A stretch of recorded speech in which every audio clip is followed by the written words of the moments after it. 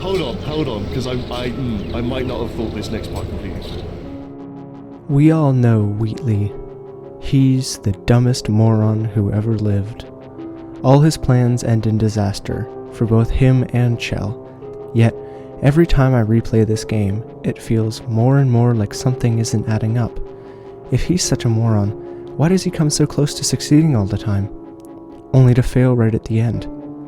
So I set out to explain why I believe that Wheatley isn't the dumbest character in Portal 2.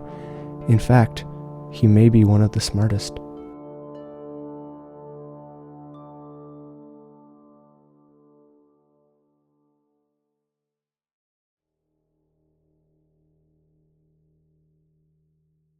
To anyone who plays Portal 2 for fun, Wheatley is a lot of things. A companion, a klutz, an antagonist, but most importantly, a moron. Every time he tries to help Chell, something goes wrong. The game even goes out of its way to remind us of his idiocy. You're not just a regular moron. You were designed to be a moron. But what does GLaDOS mean by designed to be a moron? Wheatley is described as an intelligence-dampening sphere whose sole purpose was generating an endless stream of terrible ideas. Most people would write this off as another comment about his moronic behavior mixed in with a lore drop, but I'm not most people. Let's look at the definition of intelligence. As a baseline definition, intelligence is the ability to acquire and apply knowledge and skills. Wheatley can make intelligent decisions. He was the one who guided you to disable the neurotoxin generator and mess with the turrets before you confronted GLaDOS. That shows forward thinking, as well as acquiring and applying knowledge. He shows other traits too, like pattern recognition, learning, and strategic judgment. He makes good decisions, just never complete ones. Consistent failure doesn't imply unintelligence. It implies a consistent constraint. He has all the functional hardware to process large amounts of data. It's his software that's bugged. His judgment is sabotaged. Now, you may be thinking, Brothor, all these points don't make any sense. He may have good ideas sometimes, but these ideas always go wrong. When he tries to escape with you the first time, he reactivates GLaDOS. When you fight him at the end, he leaves out the conversion gel for you. It always seems like small things end up going wrong every time. I mean, GLaDOS literally comes out and calls him a moron many times. But all she's doing is delivering her verdict. GLaDOS is also an AI. She's vindictive, hates you and Wheatley, and knows how to get into your heads. She's a manipulator who is trying to control the narrative.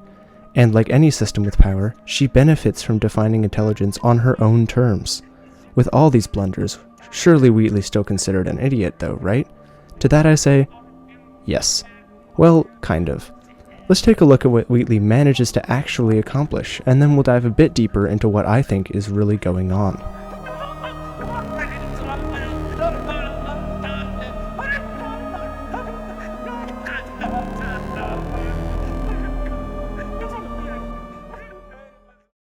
To start off this list, let's address Wheatley's most consequential win, waking up Chell. After being asleep for 9, Wheatley finally notices and wakes Chell from stasis. He then pilots her suspension chamber all the way to the testing track from Portal 1, and then somewhat usefully guides her all the way to GLaDOS. And this by itself is quite impressive, considering that he both let Chell sleep for an indeterminately long period of time, but also taught a mute lunatic how to solve complex problems. This alone isn't proof, but it is a pattern. And besides, Chell already learned everything during the events of Portal 1, right? So we can't count that. Then, how about when he successfully helps you escape from GLaDOS? He planned the whole thing, and his execution was nearly perfect. He manages to pull through and guide you through the bowels of New Aperture. And when the same patterns repeat across different scenarios, that's no longer luck, it's capability. He pitches a very well thought out plan for how to safely confront GLaDOS. Surely an unintelligent idiot wouldn't have thought of this cohesive, ingenious plan.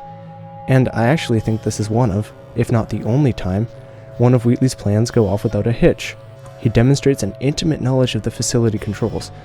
When GLaDOS gets put in a potato, she is weak and barely functional. Yet Wheatley stays completely functional after switching from a tiny core to a massive body that is connected to a ginormous facility. He demonstrates adept technical skills.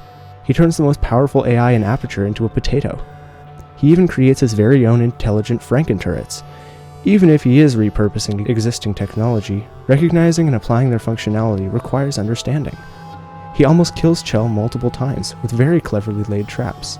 And finally, as he figures out that Chell and GLaDOS are coming to remove him from his new body, he rearranges his entire lair while consulting past data to try to stop them. The common ground I find between all of these examples is what originally drove me to make this video in the first place. He always forgets one thing. Before I continue, I just want to point out that this is a personal interpretation of the game and its characters. I don't expect anyone to agree with me. But if you've made it this far in the video and are enjoying the content, remove your intelligence dampening spheres and drop a comment about your personal takes, something you enjoyed about the video, or what you want to see next.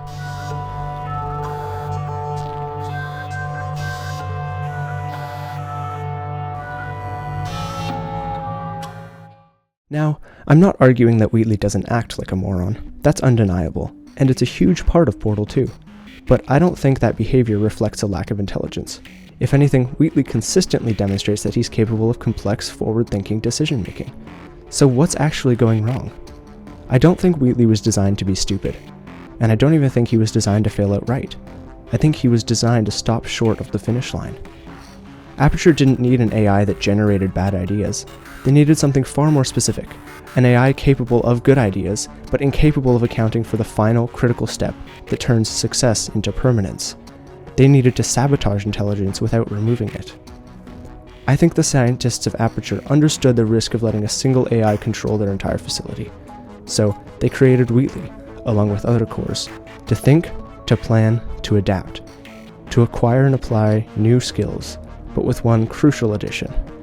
And no, I'm not talking about the amazing voice of Stephen Merchant. I'm talking about Wheatley's insatiable need to shoot himself in the foot. Wheatley's plans don't collapse at the idea stage, they collapse at the closure stage. Take his escape plan. It works. GLaDOS is dethroned. Control of the entire facility changes hands exactly as he intended. The reason the escape doesn't succeed has nothing to do with the plan itself. It's what happens after. The failure exists outside the scope of his original execution. And this pattern repeats. Wheatley can plan, adapt, learn, and improvise, but he consistently overlooks the one variable that matters most: what happens next. At the end of the game, after watching Chell traverse Aperture, after directly observing that bombs can destroy gel pipes, he places a conversion gel line directly within reach, not because he lacks intelligence, but because he fails to account for how his opponent might use the environment against him. He went back and watched the tapes of you defeating GLaDOS. He added shields, removed portal surfaces, and used his own bombs. He managed to account for all the issues GLaDOS encountered when fighting you. He fixed every known problem, yet his sabotage code forced him to make a small, fatal oversight. He can learn from past evidence. He is just programmed to leave something unchecked that ruins his plans just ahead of perfection. Remove that single pipe and Chell loses. She can't attack him. She can only hide until the neurotoxin reaches her. That's the tragedy of Wheatley. He's not chaotic because he's dumb. He's chaotic because his intelligence lacks a stopping condition. He optimizes locally, not globally. He wins individual battles, but never the war. And this isn't unique to Wheatley. GLaDOS isn't stupid either. She's also trapped by her design. In Portal 1, her failures are partially excused by the personality cores suppressing her. But in Portal 2, those cores are gone. And yet she still underestimates Chell. She still plays with her food. She still assumes control where none exists. The difference is this: Wheatley is flexible, creative, and adaptive, but unstable. GLaDOS is intelligent, controlled, and confident, but rigid.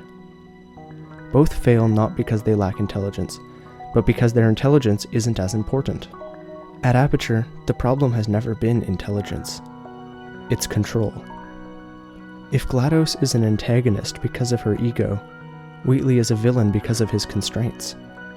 Wheatley wasn't a moron who stumbled into power.